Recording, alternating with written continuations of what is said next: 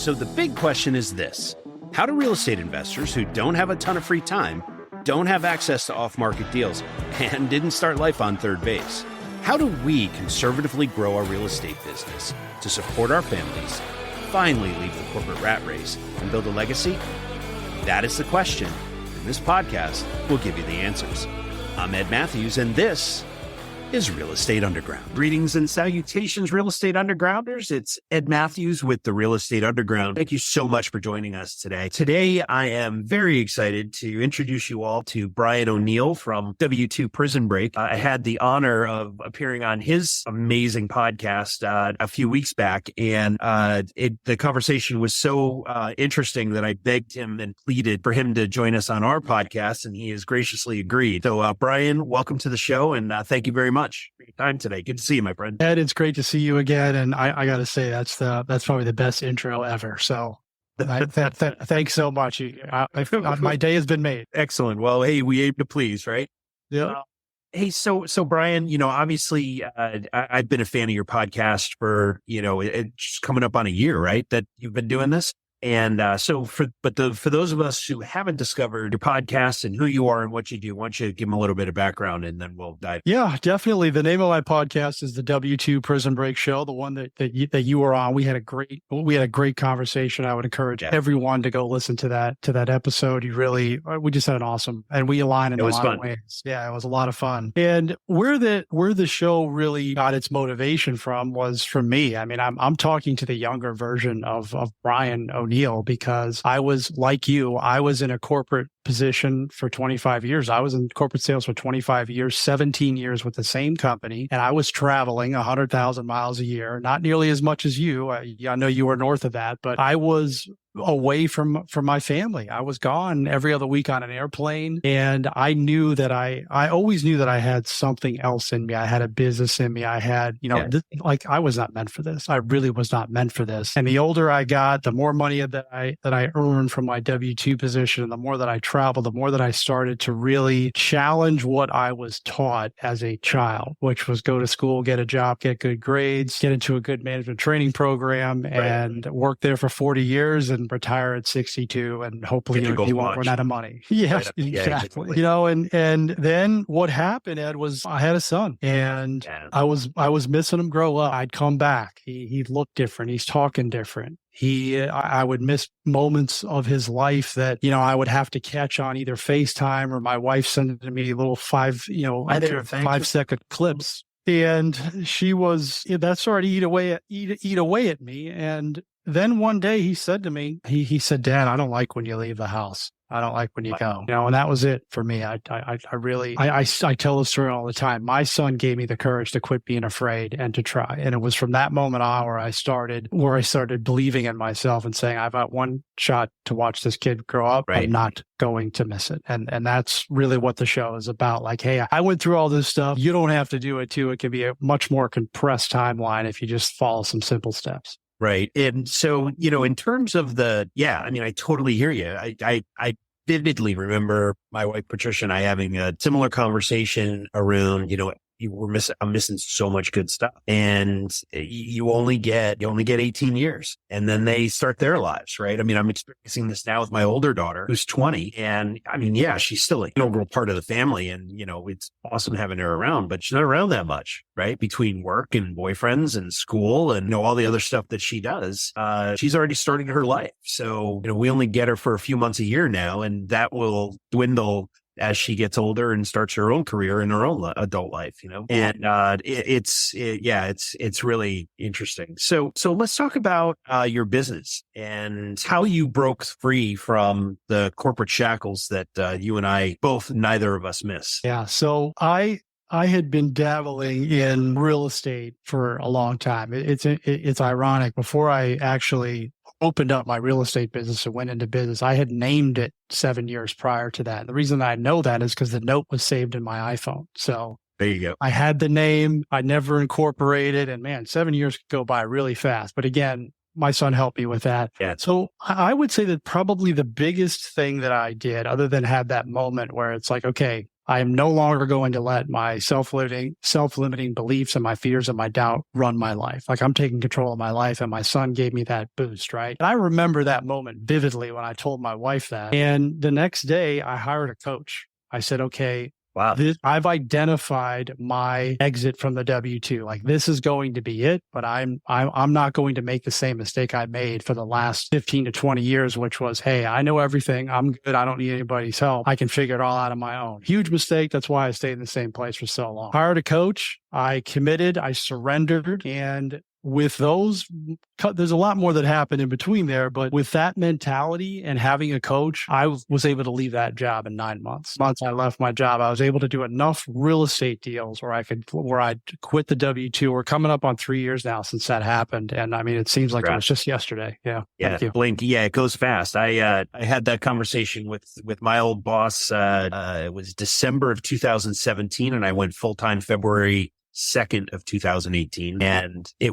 feels like it was yesterday. So it does go fast. It does go fast. Yeah. And it's wonderful. Right. So let's talk about your real estate business a little bit. Yeah, definitely. So, I mean, I've always loved real estate from a little kid. I used to beg my parents to take me to see model homes. So I that was something of passion for me. What I specialize in, what I specifically do, Ed, is we buy properties using creative financing strategies, right? So we don't go out and qualify for bank debt. We don't get loans. I'm not saying that's bad. It's just, this is the strategy that I use on a daily basis, and we don't pay cash for properties. So looking for motivated sellers who maybe, they got divorced, they had a job loss, they're relocating, they can't sell their house conventionally. The conventional market doesn't solve their problem. I go to them and I use a variety of different methods, whether it's a lease option, subject to their existing loan, seller financing, or owner financing if they own it free and clear. And I acquire their property. Typically, it's without any money down. It's always without banks. And you're typically solving a specific problem, which is what real estate's all about, is problem solving, right?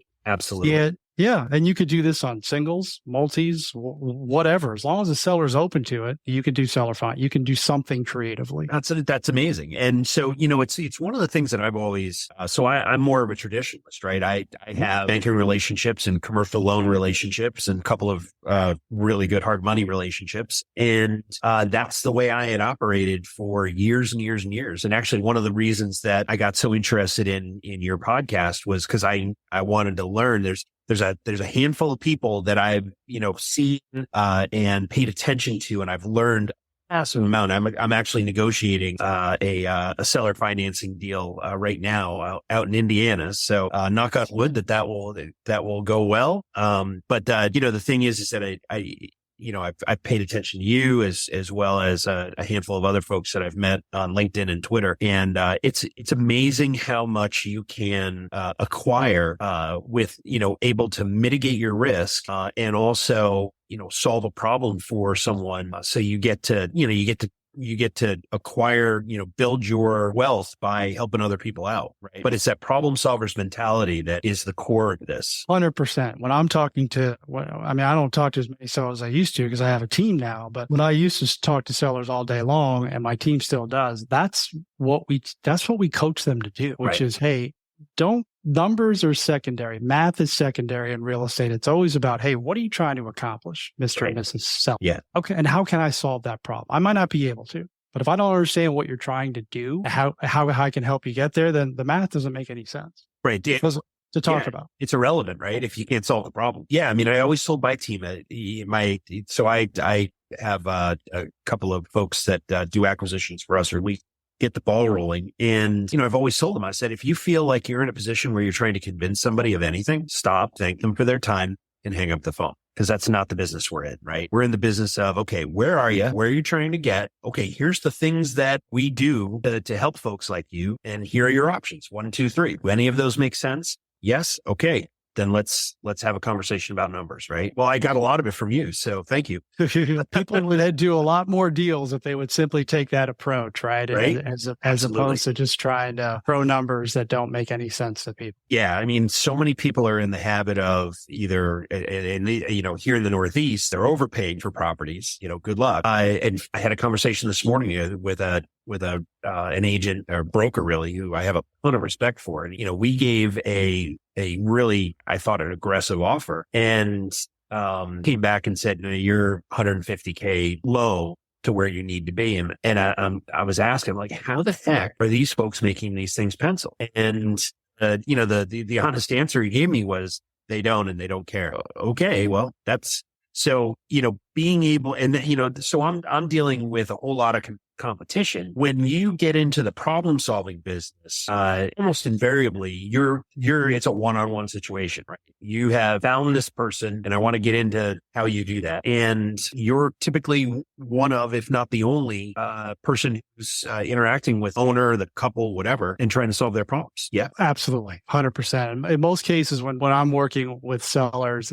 and we're talking about doing a creative financing transaction, like I had mentioned, they're usually at the end of their rope, right? Like they've exhausted everything else. They got to go, they got to move, maybe they'll lose their house. And then it becomes, okay, that's how we start helping them. Right. And, they just want to be done with the house at that point. The house is blocking them from whatever it is that they're trying to do, right? Right. Your job as a real estate investor, especially when we're talking about single family, is to remove that piece from them so that they can go do what they really want to do. Yeah. And the thing is that the techniques that you talk about on your show and in your coaching program, I use them in multifamily world. Like I don't buy single family homes anymore. I'm entirely focused on multifamily. And, a lot of the things that strategies and tactics you talk about are directly applicable to multifamily, industrial, commercial office, retail, you name it, right? It's just because it comes down to human beings figuring out how to solve a problem and then working out the math to do it, right? I agree. And in multi, I'll just say this,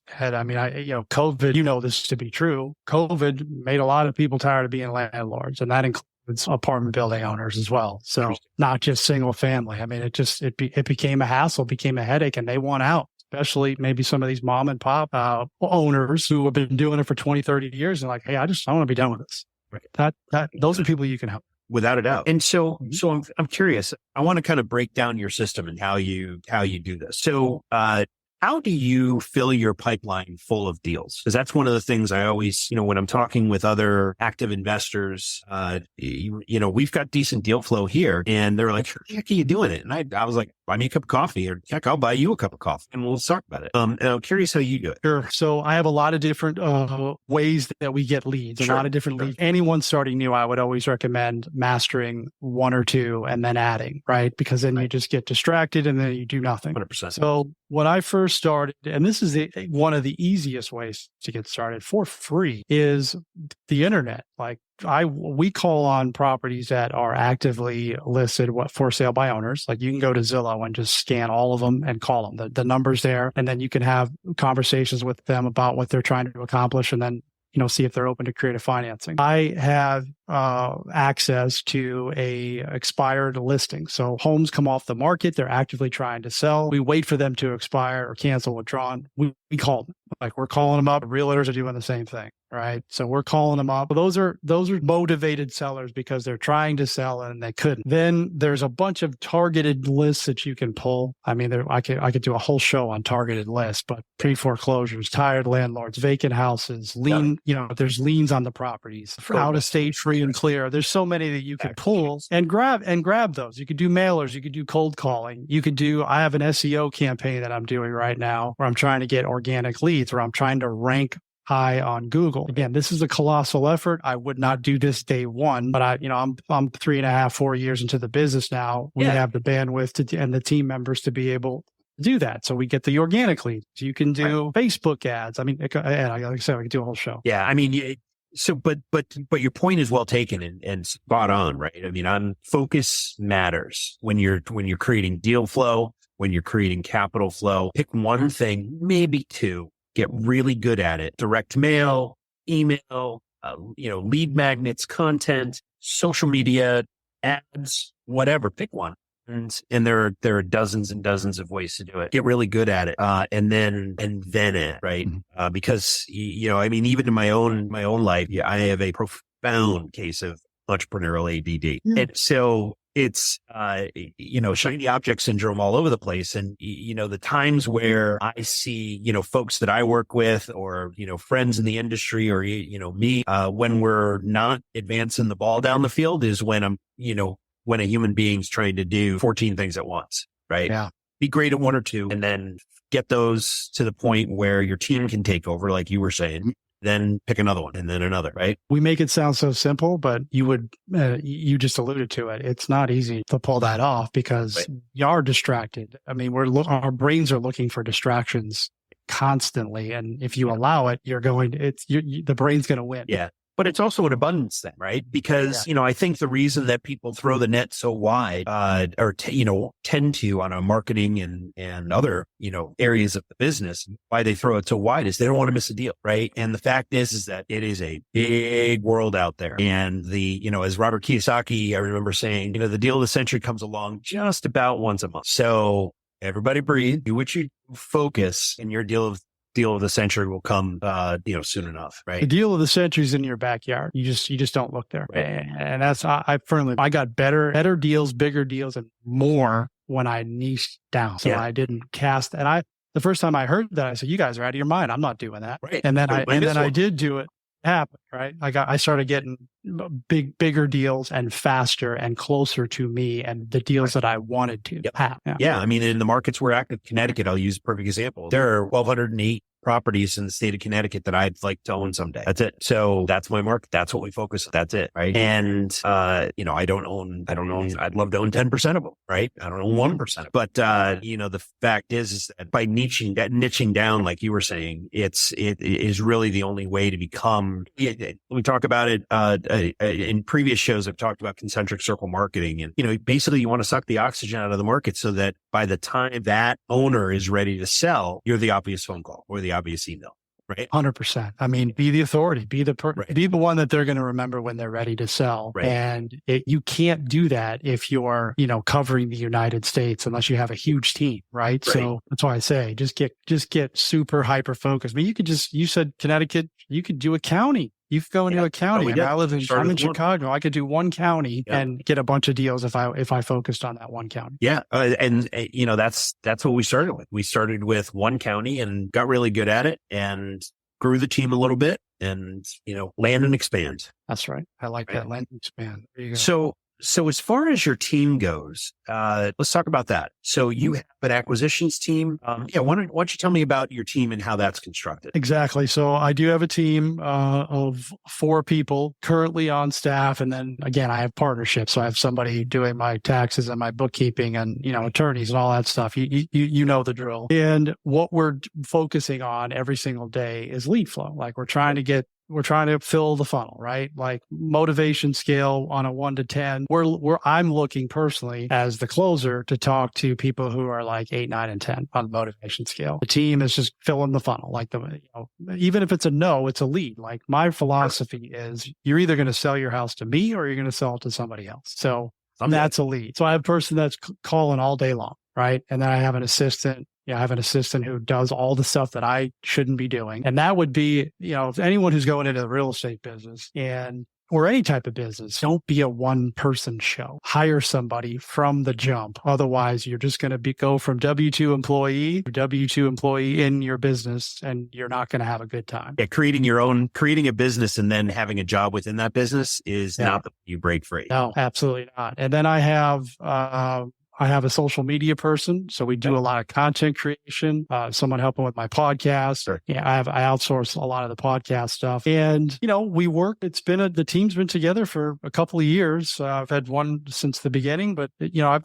cycled out the back door as well. People come and go. And then again, I have my coaches and my mentors and my support group, but there's a large circle of people that I'm connected with. And that's the biggest lesson I think that I've really learned in business versus when I was in my W-2 is like, hey, you can't do this by yourself. Like you got to have a team, have to have a team. And I'm always looking for like, who's the next person that I can add, right? You got to manage capital, but your cash flow, but I'm always looking at like, who's the next person I can add to drive the business forward. Totally. Yeah. It's, and that's the thing, I had this, so I worked I've had the pleasure of working for several amazing CEOs. And one of them, Rob Bernstein, had said to me once, he said, look, every human being that I hire, there's a return on investment. Right? We're spending whatever we're spending in salary and benefits and all that overhead. And we need that plus back with each person that we hire. There is a distinct, measurable return on investment. And it never, and I was pretty young in my career at that point. It never occurred to me that that's the way it worked, right? I just thought you hired, you ran hard, you drove revenue. And it turns out you actually have to, measure your progress and figure out what your cash situation is so that you can invest in another role so that they can return additional value to the business, right? Stay with us. We'll be right back. A motivated seller just filled out your web form. If you call back within 5 minutes, you're nearly 4 times more likely to get that seller appointment. But delay your follow-up by even just 10 minutes? Forget it. You're toast. Ella Vista Connect calls that lead back in 60 seconds, qualifies them, and schedules your meeting. Find out how much slow follow-up is costing you. Free calculator at ellavista.com/underground. Yeah, goodness for that better myself. And I work with a lot of small business owners, 1-2 person show, and they can't see that, right? Right. Just they get nervous about investing the capital. And it's like, if you're going to invest anything, this is what you need to invest in. Right? Systems are important, processes are important, but if you don't have human capital, you're not investing in human capital, your business is only going as far as you are capable of taking it, which is normally not where you want it to go, right? Yeah, and pretty sure most human beings require sleep. So there's 6 to 8 hours a day that you're not going to be working, right? That's right. Right. So you got to create that operational leverage to be able to scale and grow the business.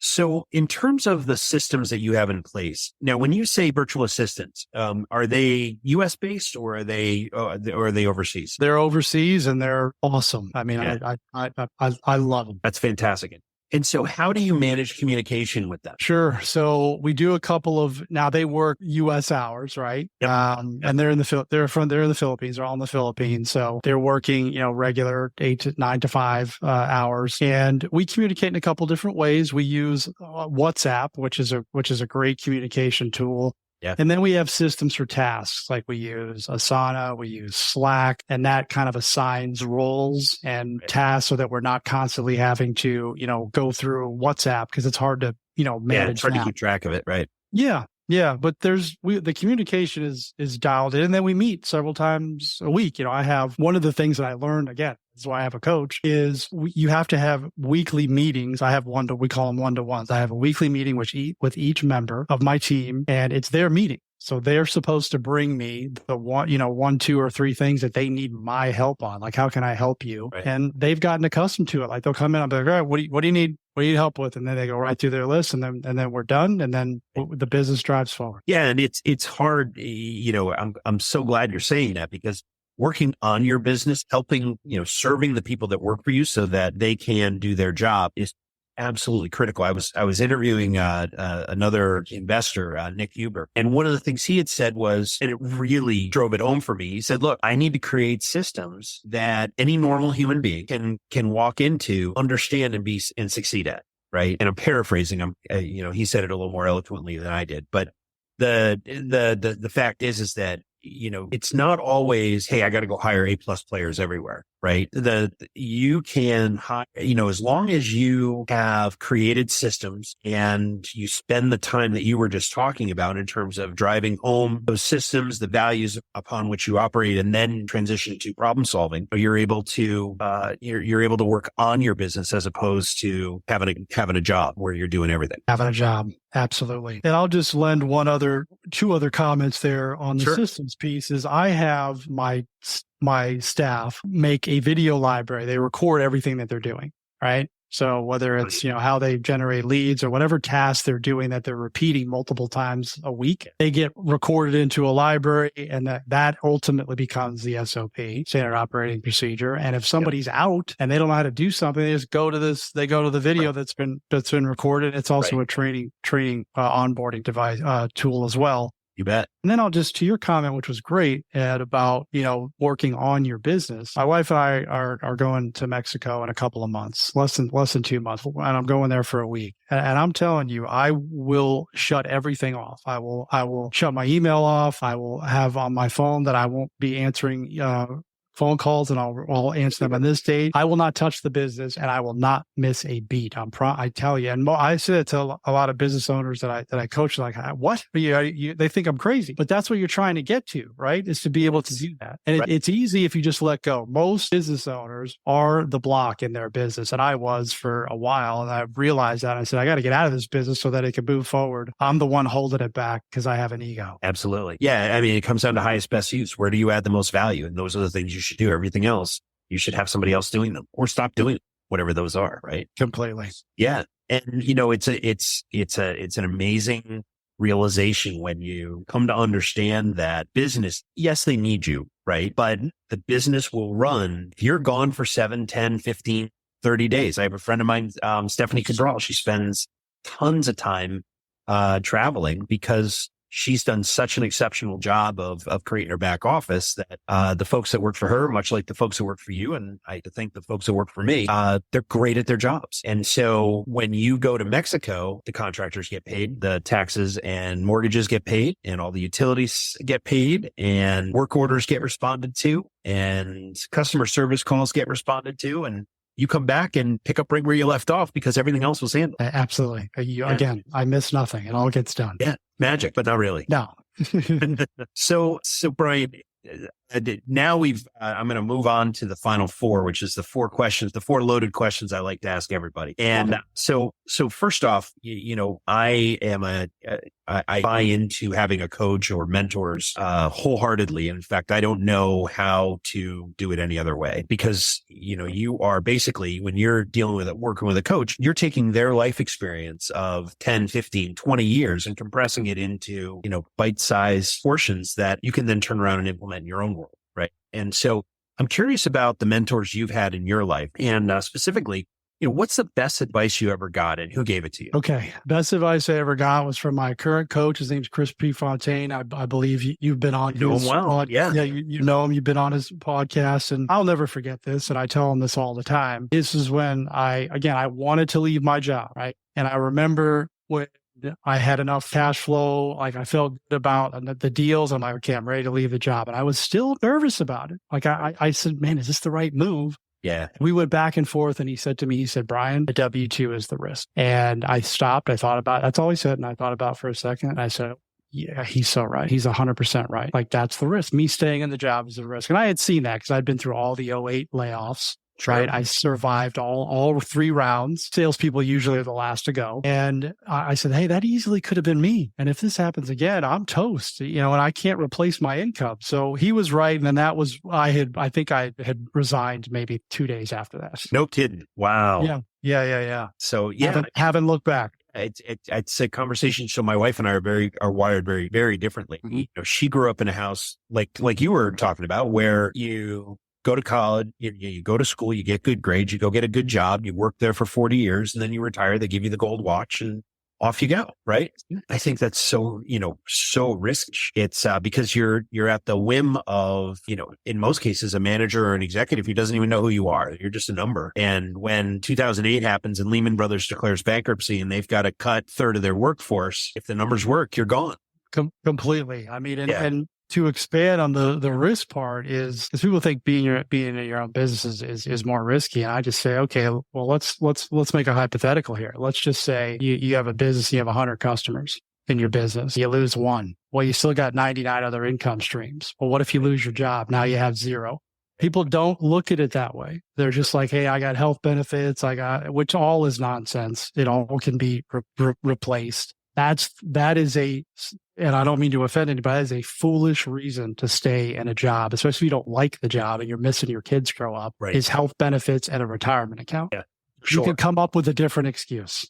Yeah, and in fact, I would submit that the health benefits you can get exactly what you have today, outside of your employer, and the retirement accounts that you have access to are far superior as a self-employed person than the traditional 401k, 403k, right? Without question. Yeah. You're 100% right. And then some. Yeah. All right. So let's move on to the next question. So I'm always looking at, executives and leaders like you and how they pull in information and sharpen that saw, so to speak. So I'm curious, first off, how do you consume information? physical books, audio books, podcasts, whatever. And who are you paying attention to these days? I can tell you who I don't pay attention to, and that's the news. That doesn't go on in my house. Good. Makes you happier, I'll tell you. It does, and it makes you angry too if you watch it. So I consume, and I was an anti-reader for a long time.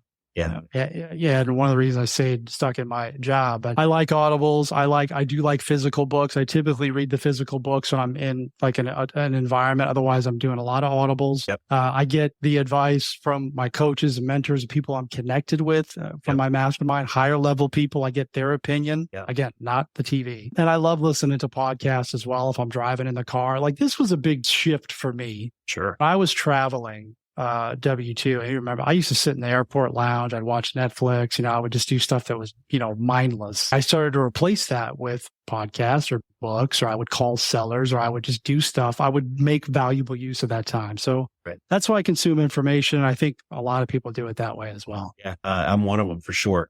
Who are you paying attention to? Right now, I'm reading a really cool, I keep saying reading an Audible. You can't do that. You can listen to an Audible. So I'm listening to the story of Grubhub, Chicago guy. The book is called Hangry, Hangry, and he's telling the story.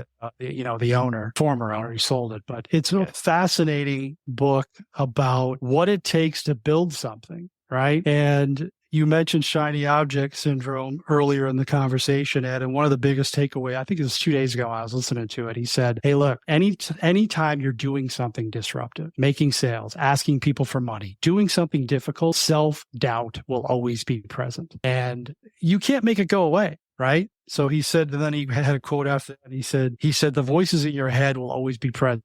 You just have to choose whether or not you're going to listen to them, right? Something I'm paraphrasing, but that was the message. And I love the Audible. I listen to probably, one at a time because otherwise I get too distracted, and then podcasts. Yeah. Excellent. So that begs the question. So having been through your life experience, right? I mean, you've done a lot of different things in your professional career. If you had to start over, what would you do different? Okay. I'm sure everybody says they would have started sooner. And, I've let go of that regret, right?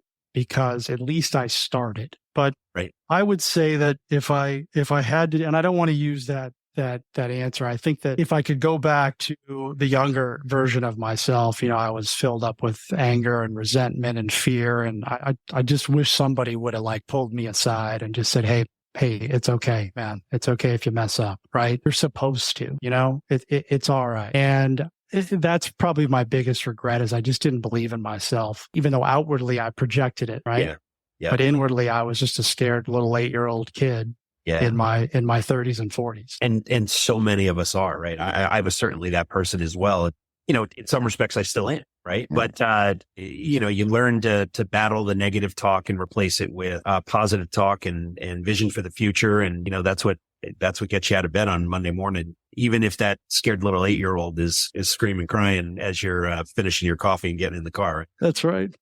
So Brian, when you're not talking about real estate or any of the other things that you do, I'm curious about how you like to spend your time with your family. Oh, I love this question. And this is what it's all about is, just spending time with them and creating memories or what I like to refer to as front row moments. And I have a wife. I have a young son. He's 11 years old. He plays again. He's the one who gave me the courage. I tell him that all the time. It's important to let them know. He plays travel baseball. We're having a heck of a summer, just being consumed with that and going to all his games and watching them and just, watching them thrive and just being together and being with a good group of people. So that's what we're doing right now. And, we asked for that, Ed. We asked for it, and it's come to fruition. So it's really, I guess you used the word earlier. It's just magical. Yeah. It's, I fundamentally believe that having a child is the single greatest thing any human being can ever do. Right. And so, as you said, you signed up for it.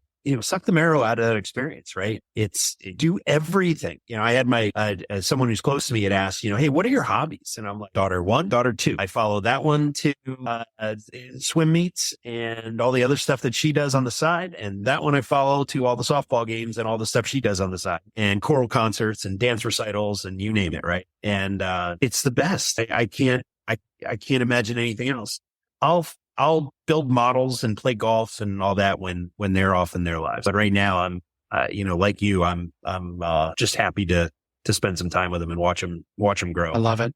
And that's the stuff they're going to remember. Not going to remember how many apartment buildings you bought. My kid's not going to remember how many houses I own. He's going to remember me playing catch with them out in the backyard. That's what he's going to. Yep. Or standing on the pitcher's mound and look, into the stands and seeing you and your wife there, cheering them on. Right. That's right. Yeah, it's the best. So, Brian, as always, this was, I always enjoy having conversations with you. So thank you very much for your time today. If people want to learn more about your podcast, W2 Prison Break, or your coaching program, or you in general, what's the best way for them to get in touch with you? Yeah, everything's on the W2 Prison Break show is my podcast. You can just go to w2prisonbreak.com and everything's there, right? Everything's there. I've got some free resources. The podcast is there. If you want to talk to me about coaching or get in touch with me, it's all there. That's why I would recommend everybody go. Awesome. So Brian O'Neill with W2 Prison Break.